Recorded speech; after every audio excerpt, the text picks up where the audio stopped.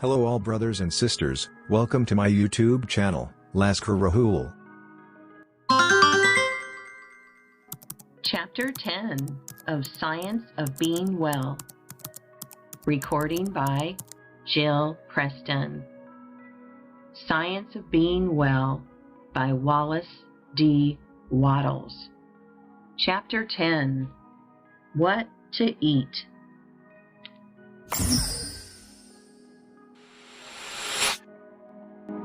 The current sciences of medicine and hygiene have made no progress toward answering the question, what shall I eat? The contests between the vegetarians and the meat eaters, the cooked food advocates, raw food advocates, and various other schools of theorists seem to be interminable, and from the mountains of evidence and argument piled up for and against each special theory, it is plain that if we depend on these scientists, we shall never know what is the natural food of man.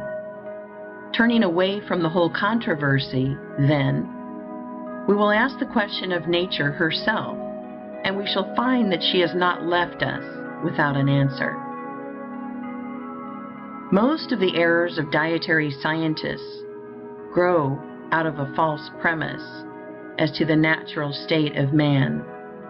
It is assumed that civilization and mental development are unnatural things, that the man who lives in a modern house, in city or country, and who works in modern trade or industry for his living is leading an unnatural life and is in an unnatural environment, that the only natural man is a naked savage, and that the farther we get from the savage, the farther we are from nature. This is wrong. The man who has all that art and science can give him is leading the most natural life because he is living most completely in all his faculties. The dweller in a well-appointed city flat with modern conveniences and good ventilation is living a far more naturally human life than the Australian savage who lives in a hollow tree or a hole in the ground. That great intelligence which is in all and through all has, in reality, practically settled the question as to what we shall eat. In ordering the affairs of nature, it has decided that man's food shall be according to the zone in which he lives. In the frigid regions of the far north, fuel foods are required. The development of brain is not large, nor is the life severe in its labor tax on muscle, and so the Eskimo live largely on the blubber and fat of aquatic animals. No other diet is possible to them. They could not get fruits, nuts, or vegetables even if they were disposed to eat them, and they could not live on them in that climate if they could get them. So, notwithstanding the arguments of the vegetarians, the Eskimo will continue to live on animal fat. On the other hand, as we come toward the tropics, we find fuel foods less required, and we find the people naturally inclining toward a vegetarian diet.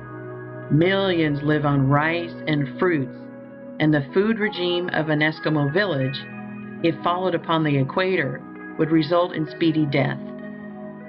A natural diet for the equatorial regions would be very far from being a natural diet near the North Pole, and the people of either zone, if not interfered with by medical or dietary scientists, will be guided by the all-intelligence which seeks the fullest life in all to feed themselves in the best way for the promotion of perfect health.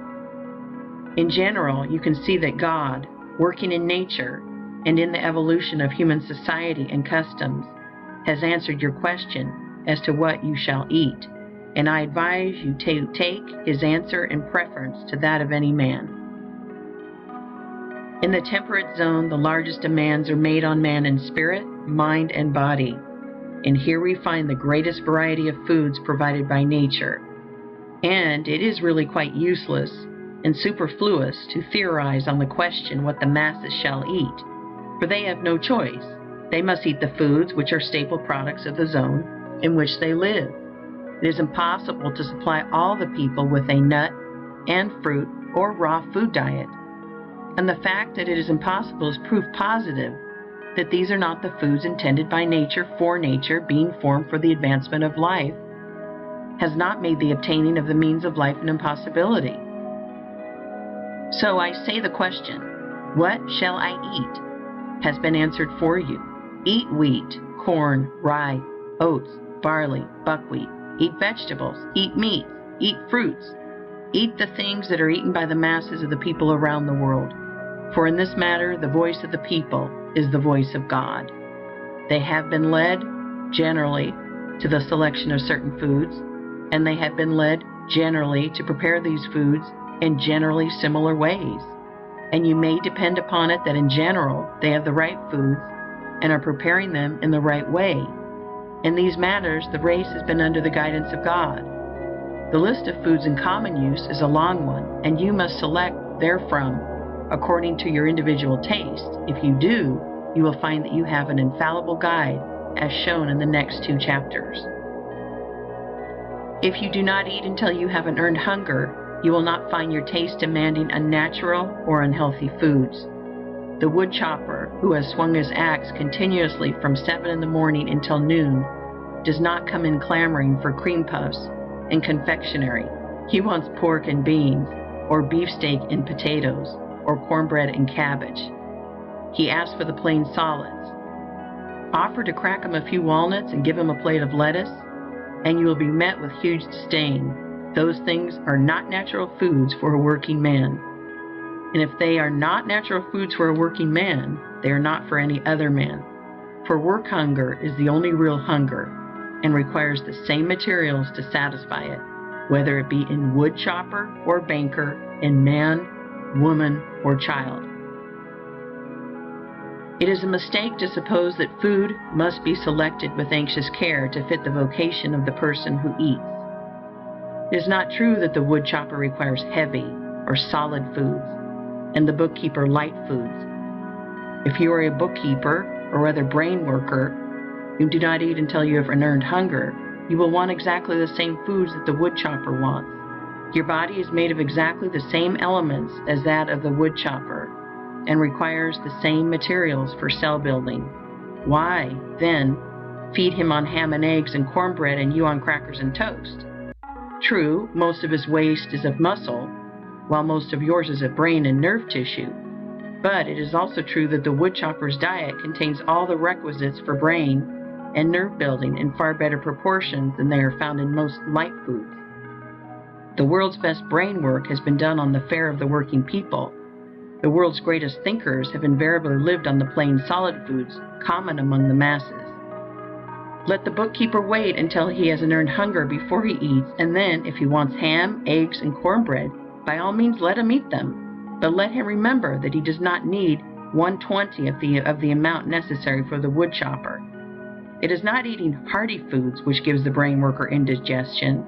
It is eating as much as would be needed by a muscle worker.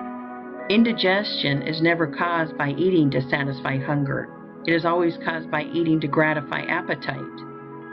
If you eat in the manner prescribed in the next chapter, your taste will soon become so natural that you will never want anything that you cannot eat with impunity, and you can drop the whole anxious question of what to eat from your mind forever, and simply eat what you want. Indeed, that is the only way to do if you are to think no thoughts but those of health. For you cannot think health so long as you are in continual doubt and uncertainty as to whether you are getting the right bills of fare. Take no thought what ye shall eat, said Jesus, and he spoke wisely.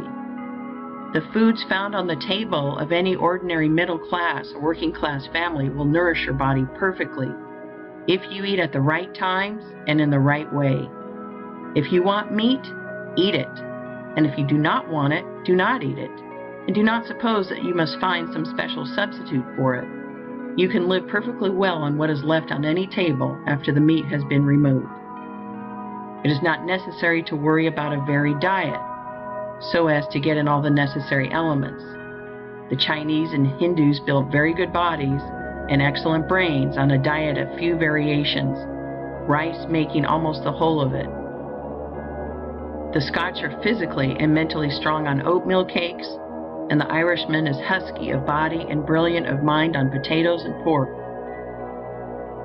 The wheat berry contains practically all that is necessary for the building of brain and body, and a man can live very well on a mono diet of navy beans.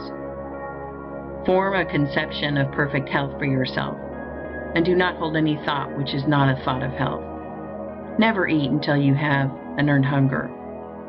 Remember that it will not hurt you in the least to go hungry for a short time, but it will surely hurt you to eat when you are not hungry. Do not give the least thought to what you should or should not eat. Simply eat what is set before you, selecting that which pleases your taste most. In other words, eat what you want. This you can do with perfect results if you eat in the right way, and how to do this will be explained in the next chapter. End of Chapter 10. Recording by Jill Preston.